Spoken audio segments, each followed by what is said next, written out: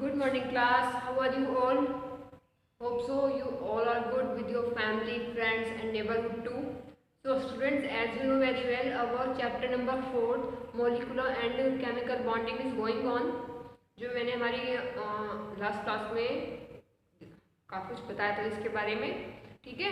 मैंने आपको इसमें इस बारे में बता दिया। इस चैप्टर में एक बार क्विक रिवीजन कर लेते हैं हम लोग। What are bonds, what are octet rules, what is valency, valence shell क्या होते हैं, वैलेंस इलेक्ट्रॉन्स क्या होते हैं, ठीक है। ऑक्टेट रूल क्या है, क्यों है ऑक्टेट रूल, और वैलेंसी कितनी टाइप्स की होती है, बॉन्ड बॉन्ड कितने टाइप्स के होते हैं, ठीक है। ये सब मैंने आपको बताया था और इसी बेसिस पे मैंने आपको कुछ आयनिक वैलेंसी, कोवैलेंसी के एग्जाम्पल्स भी कराए थे। आज भी हम हमारे एग्जाम्पल्स को कंटिन्यू करेंगे क्योंकि उस दिन मैंने आपको आयनिक के कराए थे मोस्ट ऑफ द एग्जाम्पल्स। आज मैं आपको कोवैलेंट के एग्जाम्पल्स कराऊंगी, बट उससे पहले एक बार हम अपनी आयनिक जो है उसको कंप्लीट कर लेते हैं, ठीक है। फिर हम एक ही बार में कोवैलेंट को स्टार्ट करके ख़त्म करेंगे। क्लियर है? तो हम इसमें क्या स्टार्ट करना है, प्रॉपर्टीज ऑफ आयनिक बॉन्ड और आयनिक वैलेंसी। ओके, तो हमारा आज का टॉपिक, फर्स्ट टॉपिक क्या रहेगा, प्रॉपर्टीज ऑफ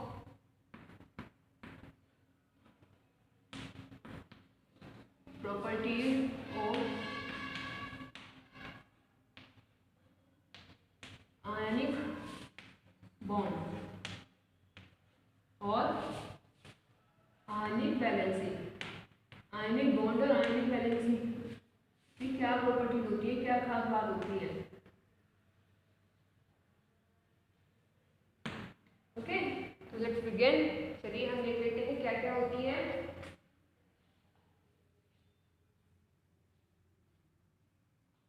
देखिए, जो फर्स्ट प्रॉपर्टी है आयनिक कंपाउंड्स की, वो क्या होती है, ionic compounds have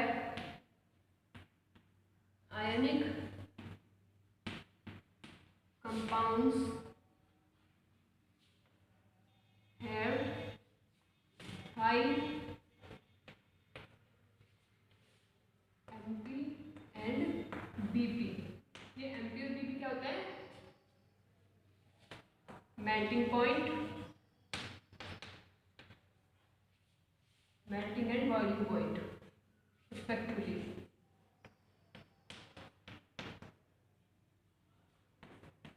boiling point, okay. जितने भी हमारे आयनिक कंपाउंड्स होते हैं उनमें जो मेल्टिंग और बॉइलिंग पॉइंट होता है वो बहुत ज़्यादा होता है। रीज़न क्या है, इसमें अलग अलग तरह के जो आयंस होते हैं, जो एलिमेंट्स होते हैं, वो आके जुड़ते हैं एक स्ट्रॉन्ग फोर्स से, ठीक है। किससे, एक स्ट्रॉन्ग, सपोज एक NaCl ही ले लो, ठीक है। ये हमारा मेटल होता है और ये नॉन मेटल होता है, तो इनको आपस में जोड़ने के लिए बहुत स्ट्रॉन्ग फोर्स की ज़रूरत होती है, जो इनके आयंस को आपस में क्या करती है, कंबाइन कर देती है, मिला देती है। हमें पता है जो क्लोरीन है, जो Cl है, वो Na से क्या लेता है, आयंस लेता है, इलेक्ट्रॉन्स लेता है। Na donate 1 electron, Cl accept 1 electron. तो इस प्रोसेस के लिए बहुत ज़्यादा एनर्जी की रिक्वायरमेंट होती है, बहुत हाई फोर्स की रिक्वायरमेंट होती है। जितना हाई फोर्स होगा, जितनी ज़्यादा एनर्जी, जितना ज़्यादा फोर्स होगा, उतनी ही ज़्यादा एनर्जी की ज़रूरत होगी उस फोर्स को ब्रेक करने के लिए। ओके, जैसे कि फॉर एग्जांपल अगर किसी की फ्रेंडशिप बहुत अच्छी है, बहुत गहरी दोस्ती है, सच्ची दोस्ती है, जितनी गहरी दोस्ती होगी तोड़ने के लिए क्या होगा, उतना ही ज़्यादा एफर्ट करना होगा ना, उतनी ही ज़्यादा, अगर कोई बड़ा इशू होगा तो ही वो फ्रेंडशिप टूटेगी, तब वो फ्रेंडशिप नहीं टूटेगी। तो यहाँ भी यही है कि इनकी जो दोस्ती है ना पक्के वाली होती है। जितने भी आयनिक कंपाउंड्स होते हैं, इन्हें तोड़ने के लिए ना बहुत ज़्यादा मेहनत की ज़रूरत होती है। ओके, तो ये होता है हमारी first property. Second is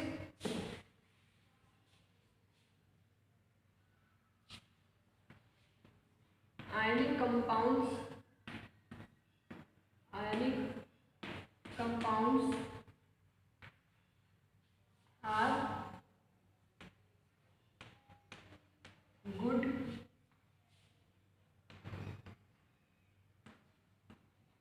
conductor of electricity.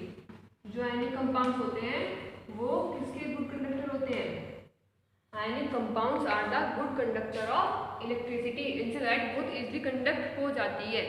आपने क्लास 10 में पढ़ा है ना, what are conductor, insulator, semiconductors, ठीक है। तो वही है जिनसे इलेक्ट्रिसिटी, हीट बहुत इजीली पास आउट हो जाती है, उसे हम क्या कहते हैं, कंडक्टर कहते हैं, ठीक है। और इसमें रीजन क्या है, आयनिक कंपाउंड्स में रीजन क्या होता है कि गुड कंडक्टर है due to the presence of free electrons, क्योंकि उसमें इलेक्ट्रॉन्स प्रेजेंट हैं। जैसे कि आप NaCl का एग्जांपल लो, NaCl को छोड़िए, MgCl2 को ले लेते हैं,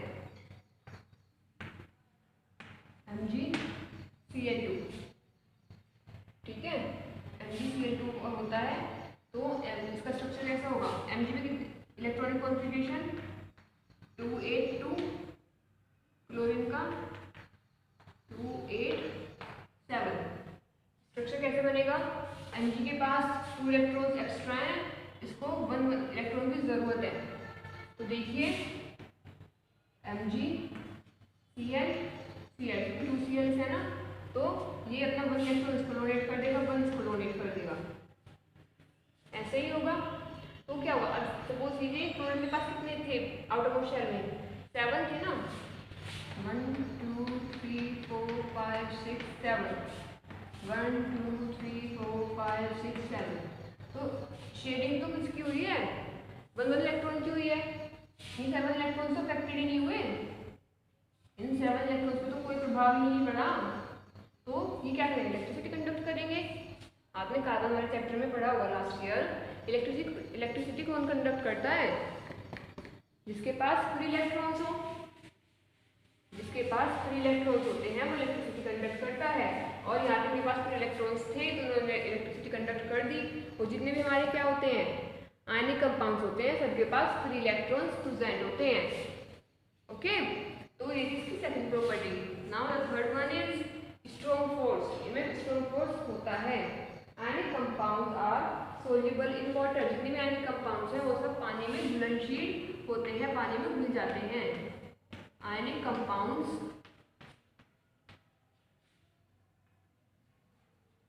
are easily soluble in water. पानी में आसानी से घुल जाते हैं।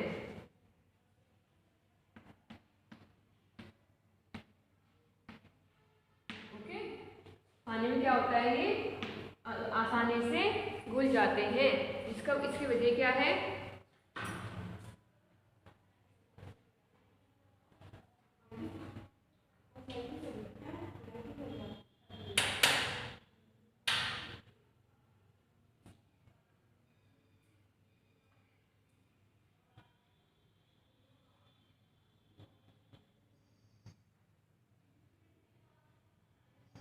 देखिए क्या रीजन है, because the dielectric constant for water is maximum. जो वाटर में डिसॉल्व होने का इनका डाइलेक्ट्रिक कांस्टेंट होता है ना, वो आयनिक कंपाउंड्स का मैक्सिमम होता है। आयनिक कंपाउंड्स का डाइलेक्ट्रिक कांस्टेंट मैक्सिमम होता है वाटर में डिसॉल्व होने के लिए, और वो कितना होता है आपका 80। ठीक है, देयरफॉर इट मीन, तो वो क्या करता है कि जो इनके बीच में फोर्स ऑफ अट्रैक्शन है, जो मैंने यहाँ पे बताया था, इनके बीच में जो फोर्स ऑफ अट्रैक्शन है वो इतने हाई डाइलेक्ट्रिक कांस्टेंट पे वीक पड़ जाता है, और क्या होता है, अपने आयंस में टूट जाता है। और जब आयंस में टूट जाएगा तो आयंस में टूटने का मतलब क्या है कि वाटर में सॉल्यूबल है, पानी में घुलनशील है। अगर कोई चीज़ अपने आयंस में नहीं टूट रही है तो उसका मतलब वो इनसॉल्यूबल है। ओके, तो ये हमारा होता है are easily soluble in water. Next आता है, अब एक यहाँ पे पॉइंट करके लिख लेना कि व्हाट आर डाइलेक्ट्रिक कांस्टेंट। ये डाइलेक्ट्रिक कांस्टेंट होता क्या है, जो वर्ड मैंने अभी बोला है, डाइलेक्ट्रिक कांस्टेंट। डाइलेक्ट्रिक कांस्टेंट में क्या होगा, it is the property of the solvent, it is the property of the solvent, ये सॉल्वेंट की प्रॉपर्टी होती है, that minimize the force of attraction, that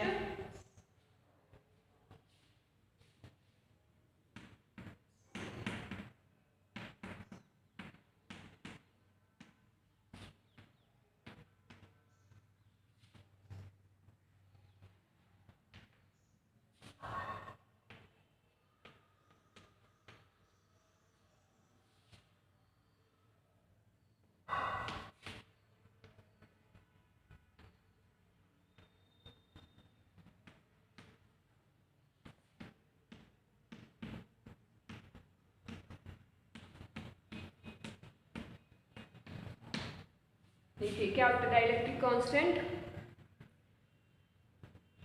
it is the property of solvent, ये solvent की एक प्रॉपर्टी होती है कि हमारे पास थ्री थिंग्स होती हैं, the solute, the solvent and the solution. लेकिन ये किसकी प्रॉपर्टी है, डाइलेक्ट्रिक कांस्टेंट सिर्फ सॉल्वेंट की प्रॉपर्टी है। ठीक है, कैसी प्रॉपर्टी है, ये ऐसी प्रॉपर्टी है जो आयंस के बीच में, जो आयनिक कंपाउंड के बीच में आयंस हैं, जो आयनिक कंपाउंड के बीच में आयंस हैं, उनके बीच में जो क्या लग रहा है, फोर्स ऑफ अट्रैक्शन लग रहा है, उसे क्या कर देती है, मिनिमाइज कर देती है, बहुत कम कर देती है। ठीक है, तो डाइलेक्ट्रिक कांस्टेंट एक ऐसी प्रॉपर्टी है जो फोर्स ऑफ अट्रैक्शन को बहुत कम कर देती है। कौन सा फोर्स, वह फोर्स जो आयनिक कंपाउंड्स के बीच में लगता है या जो उन्हें बाइंड करके रखता है।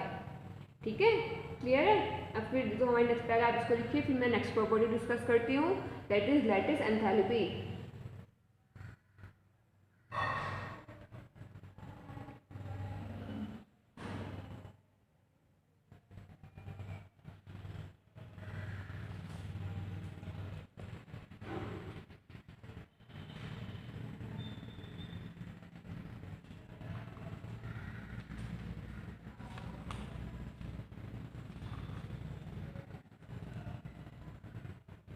हो गया, चलिए हम आगे चलते हैं, फिर हम हमारी नेक्स्ट प्रॉपर्टी को डिस्कस करते हैं।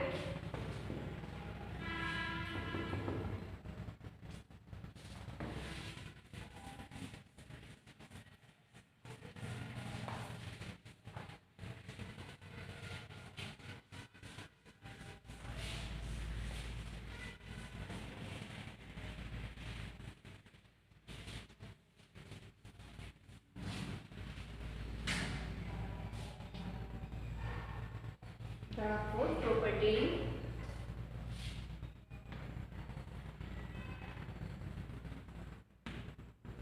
Lattice enthalpy. देखिए अब आपको ना ये वर्ड समझना होगा, एंथैल्पी। एंथैल्पी का मतलब होता है एनर्जी। ठीक है, एंथैल्पी कहीं पे भी आता है उसका मतलब आता है एनर्जी। और देखिए मैं आपको बता देती हूँ लैटिस एंथैल्पी होती क्या है, the energy required to break the 1 mole of ionic compound into its ion is called lattice energy. 1 mole, ठीक है ना, काफ़ी सारे मोल्स होते हैं, उन्हें मिला के हमारे कंपाउंड्स बनते हैं, एलिमेंट्स बनते हैं। तो 1 मोल आयनिक कंपाउंड को तोड़ने के लिए, ब्रेक करने के लिए जितनी एनर्जी की रिक्वायरमेंट होती है वही हमारी क्या कहलाती है, लैटिस एंथैल्पी कहलाती है। ठीक है, क्या कहलाती है, lattice enthalpy. 1 mole of ionic compounds को ब्रेक करने के लिए, क्या बोल रही हूँ बेटा मैं, 1 मोल ऑफ आयनिक कंपाउंड्स को ब्रेक करने के लिए जितनी एनर्जी की रिक्वायरमेंट होती है, ठीक है, क्या होती है, जितनी एनर्जी की रिक्वायरमेंट होती है वही क्या कहलाती है, हमारी लैटिस एंथैल्पी कहलाती है। तो देखिए बड़ी कॉमन सेंस की बात है, जितनी ज़्यादा स्टेबिलिटी होगी उतनी ज़्यादा ही क्या होगा, तोड़ने के लिए एनर्जी चाहिएगी। तो ये अगर कोई चीज़ बहुत टाइटली किसी से चिपकी हुई है, कोई भी 2 बॉल्स हैं, 2 बॉल्स हैं, अगर वो बहुत हार्डली उसी से कंबाइन है, चिपकी हुई हैं, तो उन्हें ब्रेक करने के लिए एनर्जी भी तो ज़्यादा चाहिए होगी। कम एनर्जी में उन्हें ब्रेक कैसे कर दोगे, वो टूटेगी ही नहीं कम एनर्जी में।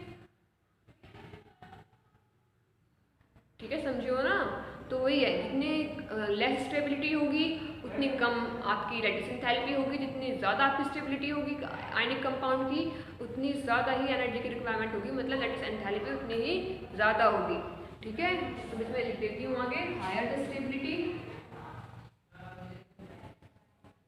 दैट इज प्रोपोर्शनल, साइन लगा लो, that is proportional to stability. जितनी ज़्यादा स्टेबिलिटी है उतनी ज़्यादा ही क्या है, लैटिस एंथैल्पी है, जितनी कम स्टेबिलिटी है उतनी कम लैटिस एंथैल्पी है। Okay, fifth point is hydration energy.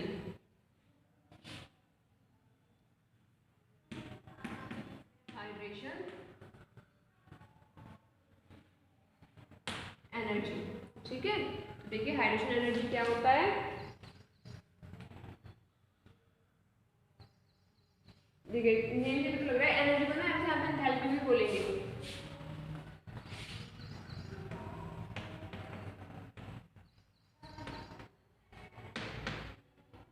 ठीक है, 1 मोल ऑफ आयनिक कंपाउंड को वाटर में डिसॉल्व करने के लिए जितनी एनर्जी की रिक्वायरमेंट हो वही उसकी क्या होती है, हाइड्रेशन एनर्जी होती है। समझ आया है, 1 मोल ऑफ आयनिक कंपाउंड्स को क्या बोल दूँ बेटा मैं, 1 मोल ऑफ आयनिक कंपाउंड्स को डिजोल्व करने के लिए, वाटर में डिजोल्व करने के लिए जितनी ज़्यादा एनर्जी की रिक्वायरमेंट होगी वही क्या होगी, हाइड्रेशन एंथैल्पी या फिर हाइड्रेशन एनर्जी होगी। यहाँ पे ध्यान रखना है किसे डिजोल्व कर रहे हैं, वाटर में डिजोल्व कर रहे हैं। ओके, तो ये होता है हाइड्रेशन एंथैल्पी।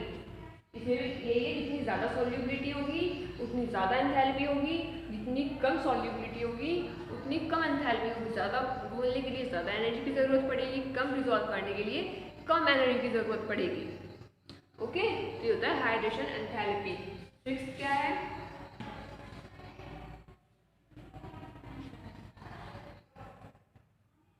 चलिए ये थी फिजिकल प्रॉपर्टी की मैं बात करती हूँ। ठीक है, तो अभी तो हमारी यही है। आगे जो प्रॉपर्टीज आएंगी वो उनके स्ट्रक्चर बेस होंगी, इनकी बॉन्ड लेंथ क्या है, बॉन्ड एंगल क्या है, और इनकी एनर्जी को, बॉन्ड्स को ब्रेक करने के ऊपर कुछ क्वेश्चन आएंगे। आगे जितनी भी होंगे वो बॉन्ड के ऊपर होंगे, या जितनी भी प्रॉपर्टीज होंगी वो बॉन्ड रिलेटेड होंगी। ये जितनी भी थी ये कंपाउंड रिलेटेड थी, कंपाउंड को तोड़ना है, कंपाउंड को डिजोल्व करना है, ठीक है ना, कंपाउंड को बनाना है, कंपाउंड इलेक्ट्रिसिटी के साथ कैसा बिहेव करते हैं, ये सब था इसमें। बट चलिए वो तो मैं आज डिस्कस करूंगी, बट उससे पहले मेरा आप लोगों से क्वेश्चन है, इसका आंसर आप लोग मुझे दोगे। The question is that, question क्या रहेगा, BaSO4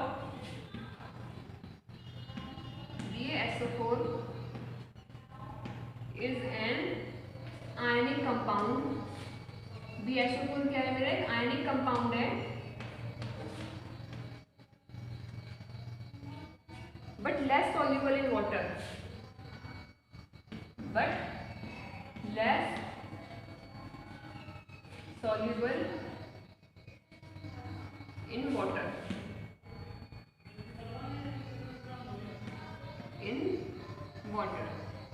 ये मेरा क्वेश्चन है आप लोगों से, जिसका आंसर आप लोग मुझे दोगे कि अगर क्यों होता है। कुछ सारे आयनिक कंपाउंड्स तो बहुत इजीली डिजोल्व हो जाते हैं, अच्छी तरह डिजोल्व होते हैं, लेकिन BaSO4 एक आयनिक कंपाउंड होने के बाद भी इजीली डिजोल्व क्यों नहीं होता।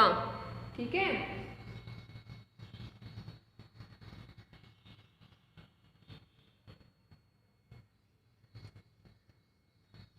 हो गया ये। आप चाहे तो इसका स्क्रीनशॉट ले लीजिए, चाहे इसको लिख लीजिए। Then we have to discuss the few more properties related to bond.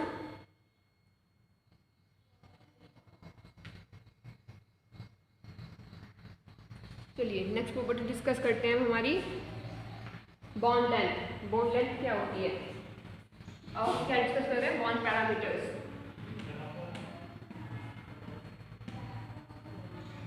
Bond length देखिए, सपोज ये मेरा Na है, this one is our sodium, इसके अंदर बीच में इसकी न्यूक्लियस है Na, and this one is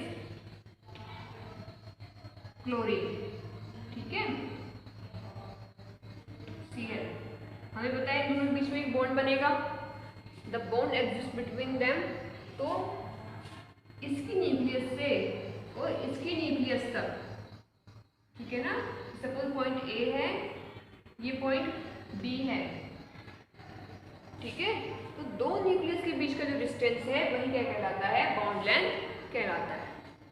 ठीक है, the separation between the two ionic elements और ionic compounds is known as bond length. अब देखिए ज़्यादा फोर्स ऑफ अट्रैक्शन होगा तो क्या होगा, बॉन्ड लेंथ कम होगी और आकर्षित करता जाएगा, और अगर क्या होगा, अट्रैक्शन फोर्स कम होगा तो वो दूर दूर भागेगा, बॉन्ड लेंथ बढ़ती रहेगी।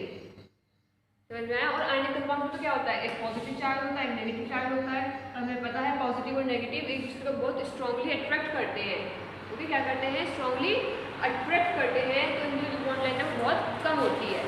ओके, क्लियर है। चलिए इसको लिखिए,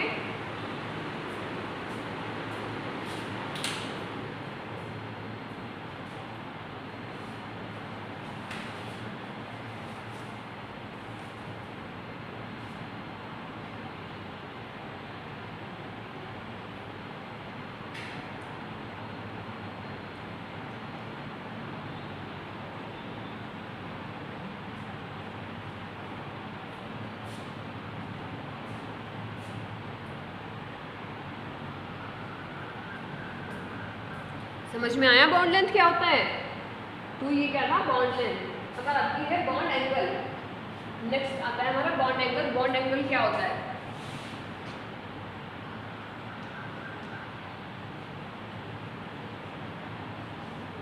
बॉन्ड एंगल, चलिए देखते हैं बॉन्ड एंगल क्या होता है।